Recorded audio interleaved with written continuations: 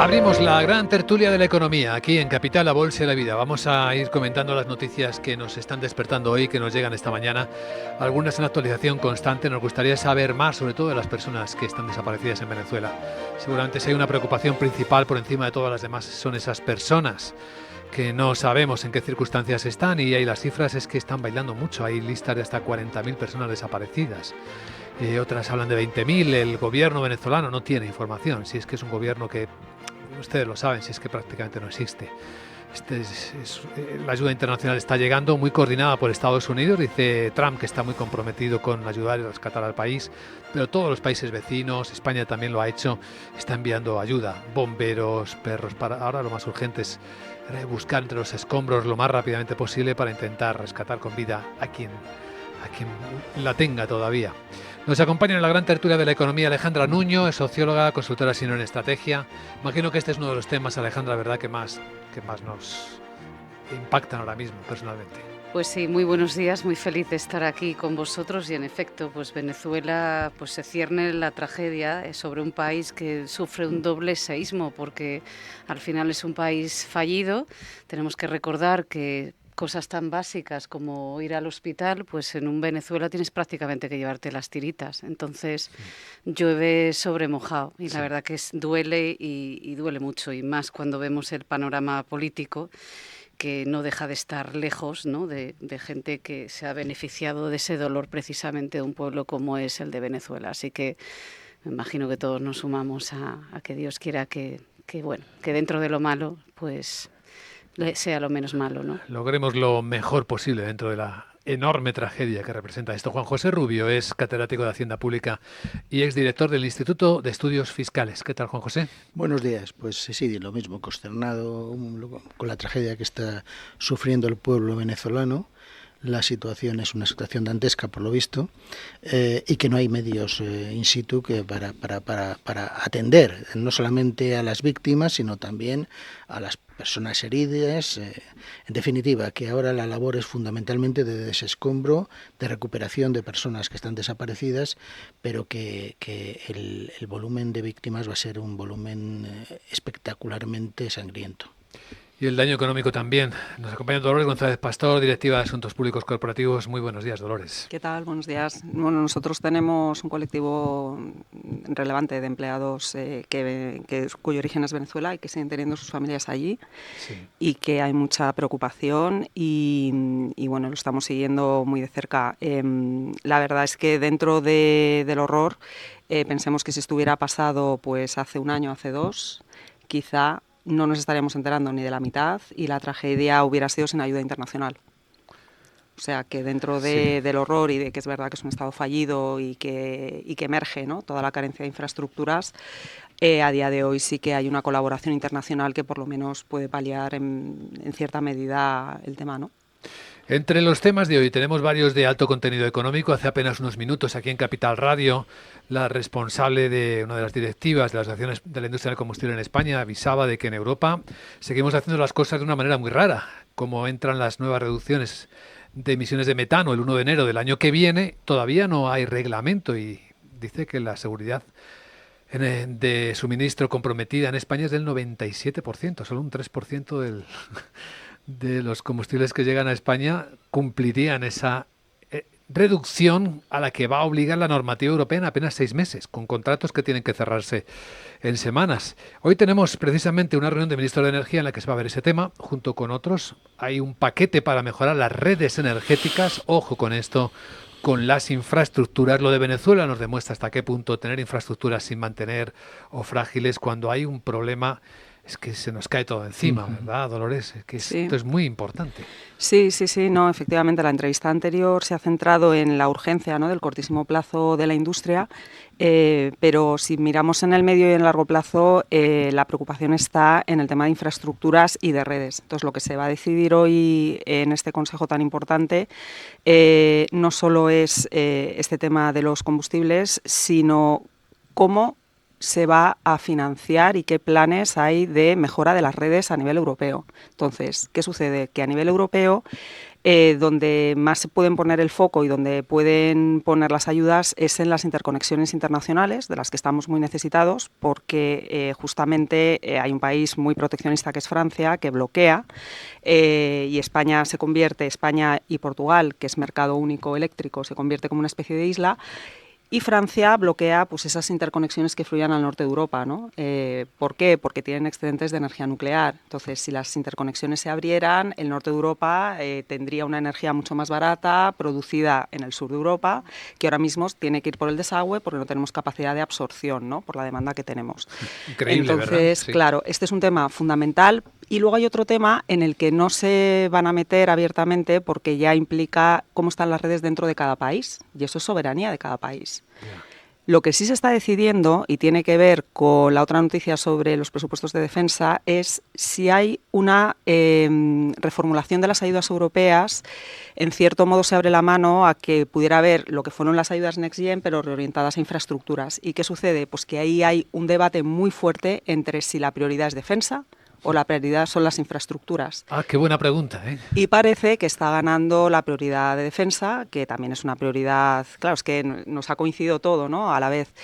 Entonces, ¿qué está pidiendo Europa ante la incapacidad de que se financie con fondos europeos estas necesidades de infraestructura dentro de cada país?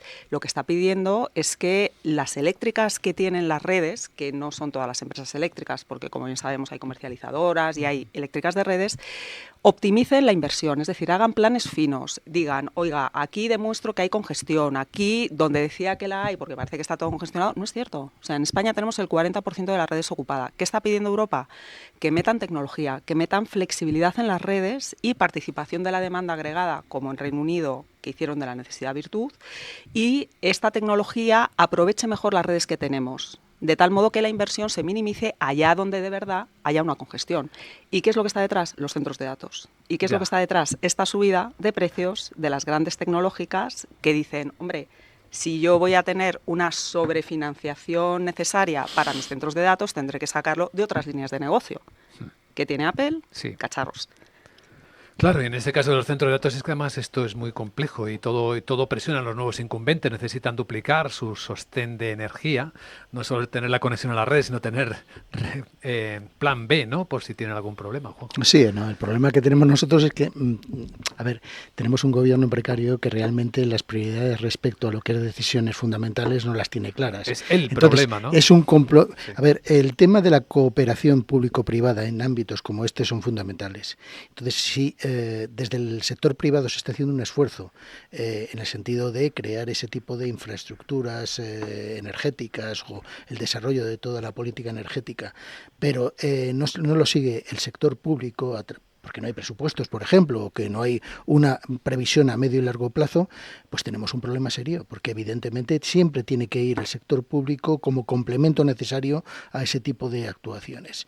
Y respecto al tema del reglamento que comentabas al principio, yo estoy convencido de que va a haber un aplazamiento en cuanto a la aplicación de las políticas respecto a las exigencias de este tipo de cuestiones respecto al metano, etcétera, porque es que Europa no puede permitirse en un periodo tan corto hacer un ajuste de la envergadura que se está planteando. Pero ¿qué daño se hace con las rectificaciones y los aplazamientos, pero es con que los malos cálculos? Pero es que esto es Europa, Europa es reglamentación, es regulación, es ir siempre al rebufo de las actuaciones exigentes en un mundo cambiante como es este. O sea, realmente no podemos estar en el principio de acción y reacción. O sea, no podemos ir por detrás de lo que son decisiones a nivel mundial que están comprometiendo, bueno, pues decisiones estratégicas como continente y como países.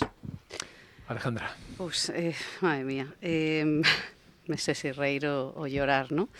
Bueno, yo creo que estamos viendo, ¿no? Esta semana, aparte del tema de Venezuela, estamos viendo cómo hemos cogido aquí una agenda y un chat entre un expresidente y una secretaria, ¿no?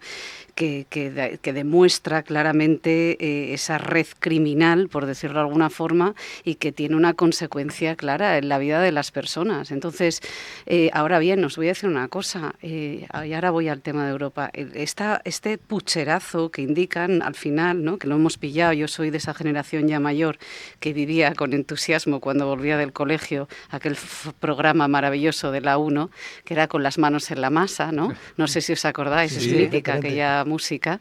Elena Santonja. Sí, señor, ¿os acordáis? ¿Cómo se nota?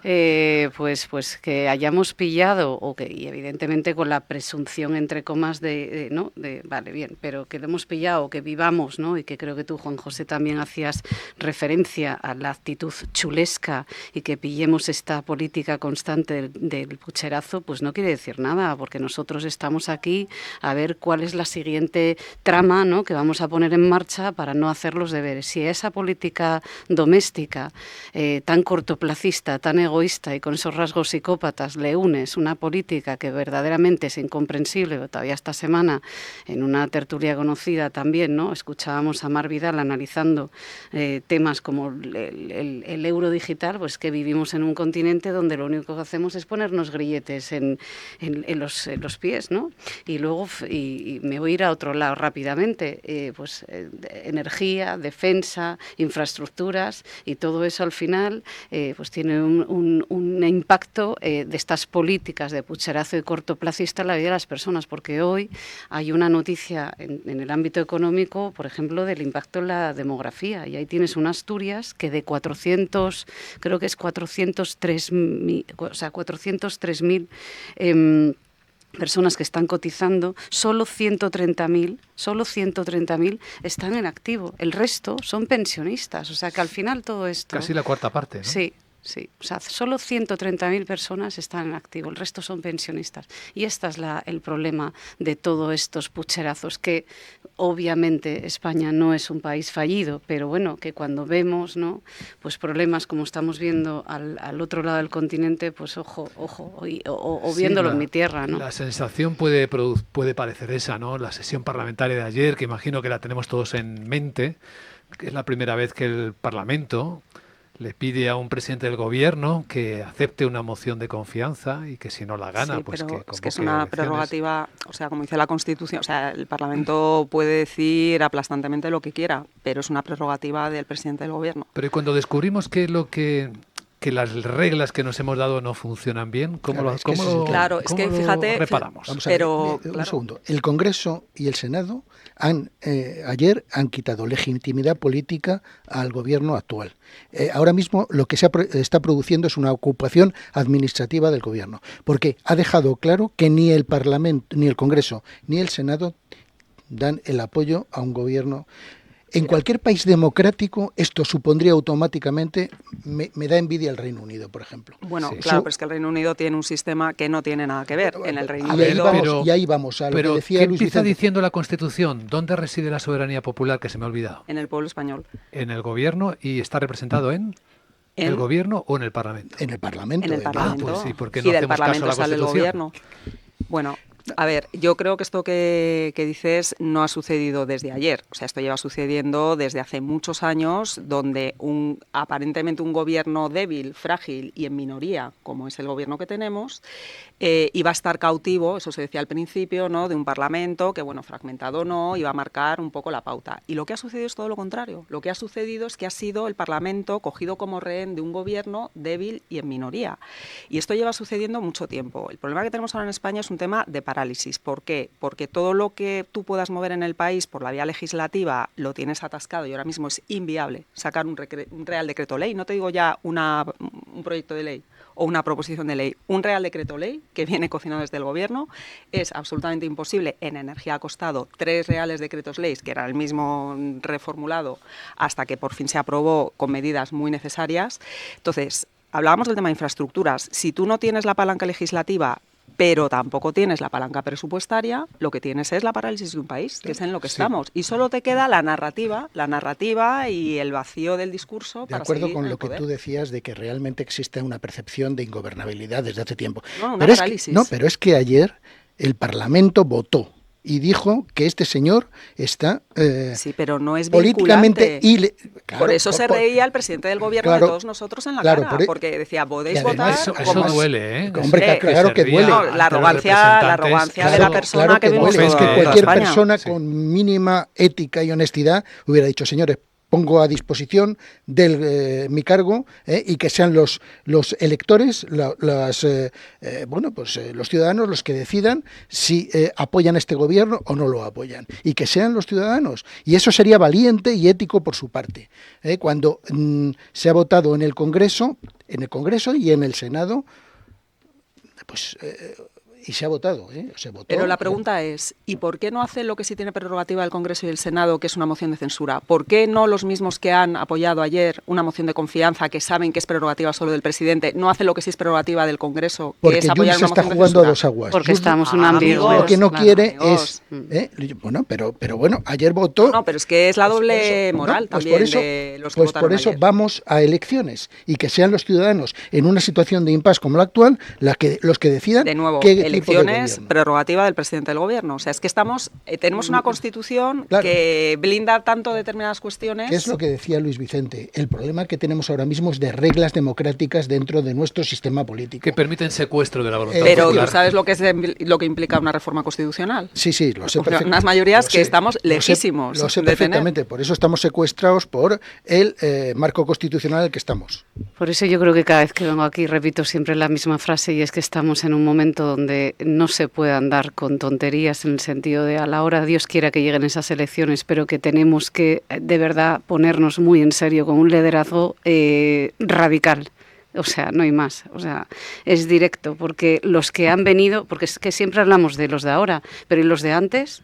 ¿Qué hicieron los de antes? ¿Por qué estamos en esta situación de secuestro? Porque no se tocó nada. Sí, entonces es evidentemente que hay que tocar y hay que coger el toro por los cuernos y verdaderamente tomar decisiones serias a nivel jurídico. Y también te digo una cosa, perdona. Sí, no, volviendo al tema económico, yo creo que el no tener presupuestos desde hace 3 años es un verdadero drama para la economía, para las infraestructuras, para el desarrollo normal de cualquier política económica en cualquier sector y a nivel La IREF lo puso sobre cifras ayer mismo. Sí, o sea, efectivamente. Podría estar mucho me da mejor. igual el sector que toques, todos tenemos el nuestro y además amigos y conocidos en un montón de sectores. Todos están afectados por una falta de presupuestos, porque lo que tú no puedes es estirar el chicle 3 años después con toda la que está cayendo a nivel geopolítico. Y por cierto, el tema de la energía, las eléctricas de redes deberían decir a la gente la verdad, y es que aunque no hubiera tensiones geopolíticas, aunque el precio de la luz baje y el de la energía en general baje muchísimo, la factura va a subir.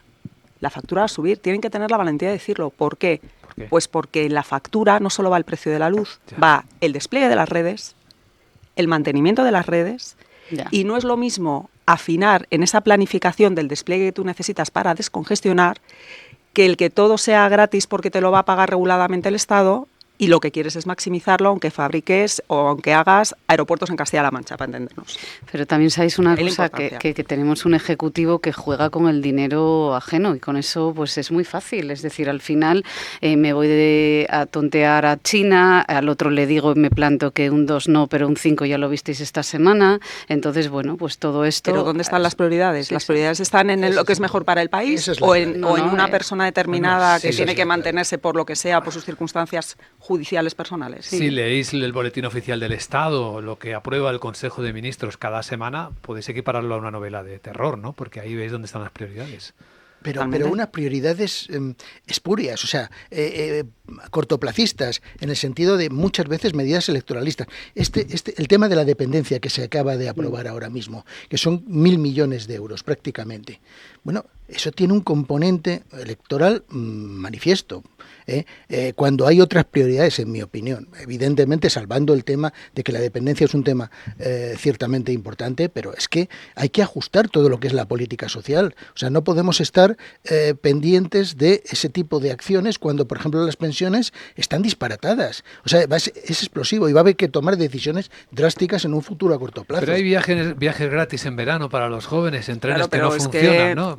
Lo que se está buscando es, por cualquier medida populista o que suene bien a nivel electoral, buscar un tipo de CIS que quizá no es el CIS oficial, pero es el CIS de verdad, donde esté el tema tan igualado que haya oportunidad de adelanto electoral. Eso es lo que se está buscando. Se está buscando, de algún modo, que las encuestas de verdad, que quizá no son las que oficialmente conocemos, den una igualdad de condiciones tal que cualquier pequeño margen, véase 100.000 votos inflando el censo, digo, suponer, te dé una ventaja, el pucherazo del que hablábamos al principio. Te dé una ventaja electoral en un momento dado creíble. Por eso os decía que esto de manos en la masa, como el programa, porque que lo hayamos pillado, que los estemos pillando, que lo veamos en el BOE todas las semanas, no quiere decir nada, porque ojo lo que puede venir y lo que se está preparando. Hay mucha responsabilidad de los partidos políticos, no digo los tradicionales de la oposición, que están dando la batalla en lo que pueden, pero no están con la mayoría suficiente. Hay una responsabilidad muy grande de partidos en este país que han tenido responsabilidades de gobierno, aunque no hayan estado en los gobiernos, en lo que están haciendo ahora.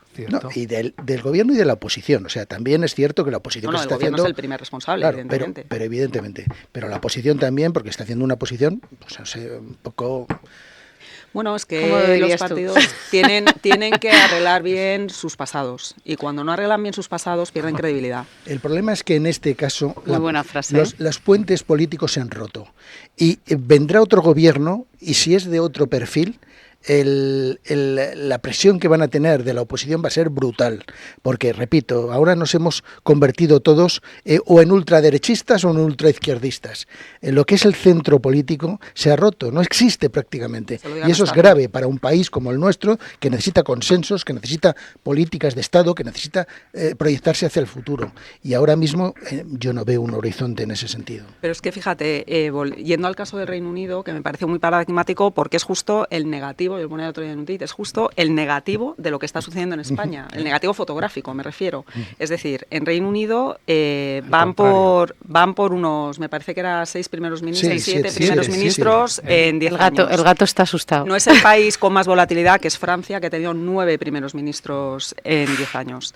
Pero el caso del Reino Unido es muy paradigmático porque realmente, si tú te ponías a ver qué le criticaban a Starmer, realmente es que era un tío, decían, no, es que es un tío que no tiene carisma, que no tiene proyecto, pero no era ninguna cuestión de fondo. Era un tío que era un presidente, era un primer ministro lo más centrado posible dentro de su partido, que era el laborista, donde su propio partido, en su versión más izquierda, que tienen un recorrido por delante más allá del de Starmer, que ya era una persona relativamente mayor, querían sobrevivir, y el único huevo que tiene sobrevivir es polarizando, yéndose más a la izquierda. Y eso era la jugada que le han hecho a una persona de centro que quería hacer reformas de verdad, con el desgaste que supusiera, porque no le importaba, porque ya estaba al final de su carrera, y no le han dejado. No sale por ningún escándalo de corrupción. Bueno, no sale pero le ataca uno de los mayores escándalos, yo creo que de la historia entera de Europa, porque el tema de las redes pakistaníes, de violaciones a niñas, de más de 250.000 niñas... Eso lo explicó cuando era fiscal general del Estado, y eso fue un argumento que sacó Trump, que luego se demostró que era falso. Él, cuando fue fiscal general del Estado, sí que actuó y sí que hizo, y Trump lo utilizó en su propia campaña electoral, y, por cierto, marcando una distancia con Reino Unido, que yo creo que les ha pasado factura a los dos, empezando por la City de Londres, que lo ha sufrido.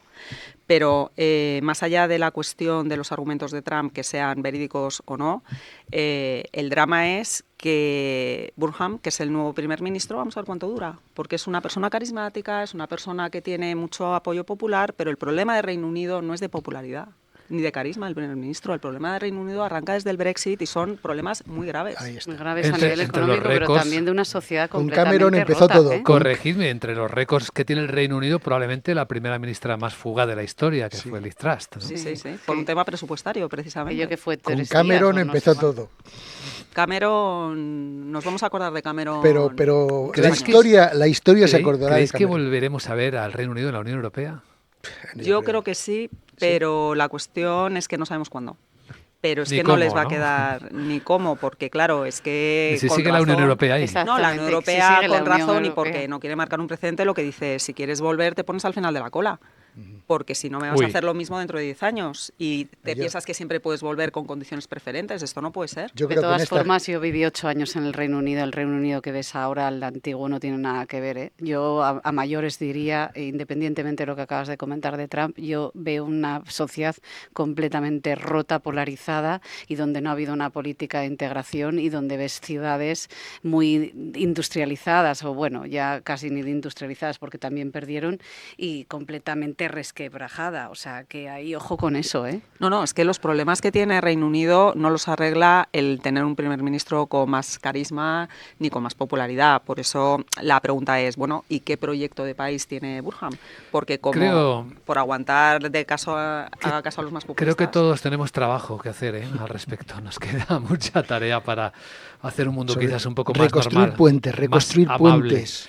La gran tertulia de la economía en Capital Radio.